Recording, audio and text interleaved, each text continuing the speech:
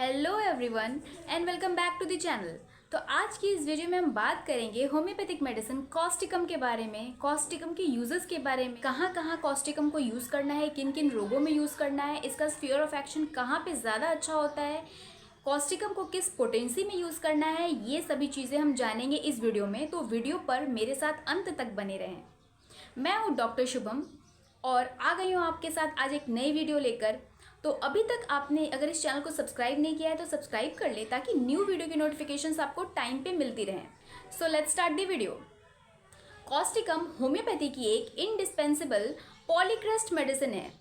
दोस्तों, polycrest medicine वो होती हैं जिनका हमारे शरीर के मल्टीपल ऑर्गन्स पे काम होता है, यानी कि वो एक ऑर्गन्स या दो ऑर्गन्स नहीं, विभिन्न मल्टीपल ऑर्गन्स पे काम करती है। बॉडी के मल्टीपल एरियाज पे उनका काम रहता है। कॉस्टिकम एक साइकोटिक ग्रुप की मेडिसिन है।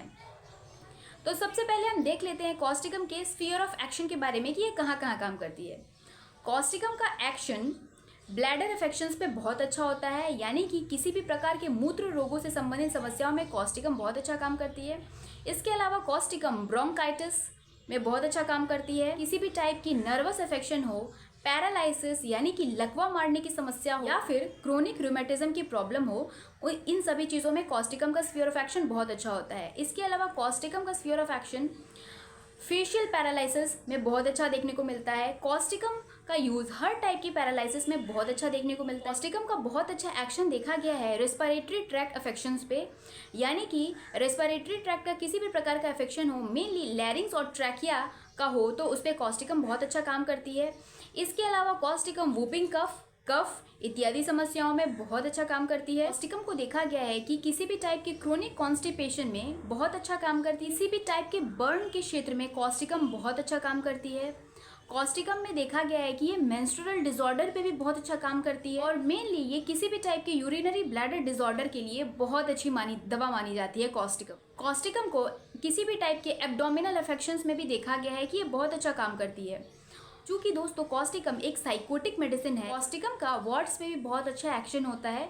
किसी भी टाइप के वार्ड्स पे कॉस्टिकम बहुत अच्छा काम करती है। इसके अलावा कॉस्टिकम को फेशियल पैरालिसिस, फीवर, लैरिंजाइटिस, इन सभी चीज़ों में बहुत अच्छा काम देखा गया है। कॉस्टिकम मेनली एक राइट साइडेड रेमेडी है, यानी कि ये बॉडी के राइट साइड में इसका काफ़ी अच्छा एक्शन देखने को मिलता है। जो प्रिंसिपल ऑर्गन्स अफेक्टेड होते हैं वो होते हैं कॉस्टिकम के medulla oblongata, vagus nerve, larynx trachea, urinary tract और म्यूकस मेम्ब्रेन, और फ्लेक्सर टेंडन्स और स्किन पे कॉस्टिकम का बहुत अच्छा असर देखने को मिलता है। अब हम बात करेंगे कॉस्टिकम के फिजिकल कॉन्स्टिट्यूशन के बारे में कि कॉस्टिकम के पेशेंट्स देखने में होते कैसे हैं। तो कॉस्टिकम के पेशेंट्स नॉर्मली डार्क कॉम्प्लेक्शन के होते हैं। इनका कॉम्प्लेक्शन काफ़ी डार्क होता है और इनका रिजिड मस्कुलर फाइबर होता है, यानी कि इनकी मांसपेशियाँ काफ़ी रिजिड होती हैं। इनको हाथ पैर मोड़ने में काफ़ी समस्या आती है, जिसके कारण इनको क्रोनिक रूमेटिज्म की प्रॉब्लम हो जाती है। कॉस्टिकम के पेशेंट्स जनरली चिली पेशेंट होते हैं और ये एक एंटीसाइकोटिक मेडिसिन है। तो अब हम देखते हैं कॉस्टिकम के सबसे पहले कुछ इंपॉर्टेंट सिम्टम्स, गाइडिंग सिम्टम्स के बारे में जिसके लिए कॉस्टिकम यूज़ की जाती है। हमारा सबसे पहला सिम्टम्स है rawness and soreness in all over the body, specially trachea and लैरिंग्स। तो इनको एक टाइप की रॉनेस और soreness all over the body में फील होती है, बट स्पेशली ट्रैकिया और लैरिंग्स में फील होती है।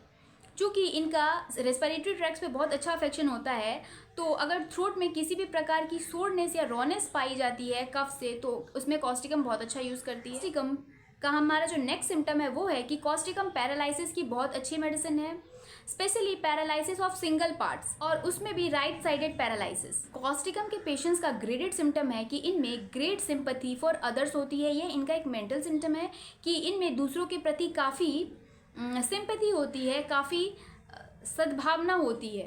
कॉस्टिकम के चिल्ड्रन लेट होते हैं learning to walk. Childrens are late in learning to walk due to the nervous weakness, क्योंकि इनका स्फीयर ऑफ एक्शन नर्वस पे बहुत अच्छा होता है। तो नर्वस वीकनेस की वजह से बच्चों में देखा जाता है कि वो late in learning to walk होते हैं, और इनका जो चलना होता है वो काफ़ी अनस्टेडी होता है, वो सही से खड़े भी नहीं हो पाते हैं। कॉस्टिकम का जो नेक्स्ट सिम्टम है वो देखने को मिलता है कि इनमें ग्रेट वीकनेस होती है, इनमें काफ़ी वीकनेस होती है, और साथ ही में जो इनके आई के सिम्टम्स में मैंने देखा था, तो हम लोग देखा था कि इनके आईलिड्स ड्रूपी हो जाते हैं। कॉस्टिकम के पेशेंट्स का एक ग्रेडेड सिम्टम है कि ये सिर्फ खड़े होकर स्टूल पास कर पाते हैं, बैठ के स्टूल पास नहीं कर पाते हैं। तो अब हम देखते हैं कॉस्टिकम के सबसे इंपॉर्टेंट सिम्टम्स के बारे में, जो है कि नर्वस अफेक्शन और पैरालिसिस के कंडीशन में।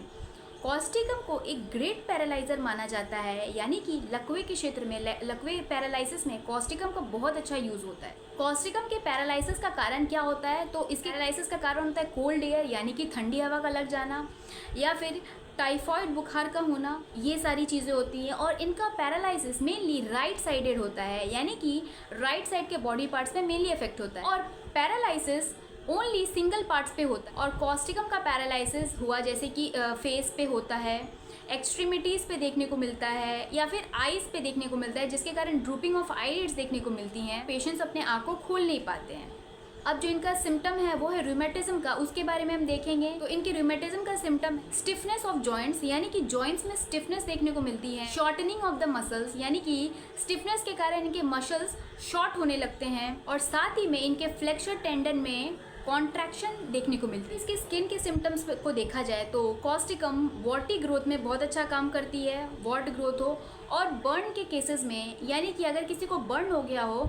और कॉस्टिकम के बारे में एक लाइन बहुत फेमस है, never been well since that burn, यानी कि जब से उनको अगर किसी टाइप का बर्न हुआ है उसके बाद से वे अपने आप को अच्छा महसूस नहीं कर रहे हैं, ओल्ड सिकाट्रिसेस रीअपियर, तो उसके मामले में कॉस्टिकम बहुत अच्छा काम करती है। स्किन में हमेशा रॉनेस एंड सोरनेस फील होती है, जो स्किन के फोल्स होते हैं वहाँ पे रॉनेस एंड सोरनेस हो जाती है। तो ये थे इसके कुछ स्किन के सिम्टम्स। अगर हम कॉस्टिकम के मेंस्ट्रुअल डिसऑर्डर के सिम्टम्स को देखें तो इसका मेंसेस टू अर्ली होता है, यानी कि काफ़ी जल्दी ही आ जाता है या काफ़ी लेट ही आता है। और इसका मेंस्ट्रुएशन, फर्स्ट मेंस्ट्रुएशन जो प्यूबर्टी के टाइम पे होता है, वो काफ़ी लेट और डिलेड होता है। अब हम इसके सबसे इंपॉर्टेंट सिम्टम, यानी कि यूरिनरी ऑर्गन्स, ये ब्लैडर इन्फेक्शन के सिम्टम्स को देखेंगे। कॉस्टिकम के पेशेंट्स यूरिन को होल्ड नहीं के रख पाते हैं। इनका जो यूरिन है वो काफ़ी इनवॉलेंट्री हो जाता है, यानी कि खांसने से, छींकने से या बोलने से यूरिन अपने आप पास हो जाता है। ऑल्सो वाइल स्लीपिंग यूरिन इनवॉलेंट्रीली पास हो जाता है। कॉस्टिकम के पेशेंट्स में इनवॉलेंट्री इनकॉन्टिनेंस ऑफ यूरिन भी देखने को मिलती है, स्पेशली आफ्टर कोई भी सर्जिकल ऑपरेशन हुआ हो, कुछ भी हुआ हो और इनकॉन्टिनेंस ऑफ यूरिन हो जाती है, तो उसके लिए कॉस्टिकम बहुत अच्छा काम करती है। और कॉस्टिकम के पेशेंट्स को यूरिनेशन के टाइम में बहुत ज़्यादा जोर लगाने की ज़रूरत पड़ती है, यानी कि काफ़ी स्ट्रेन देने की ज़रूरत पड़ती है, तभी यूरिन निकल पाता है।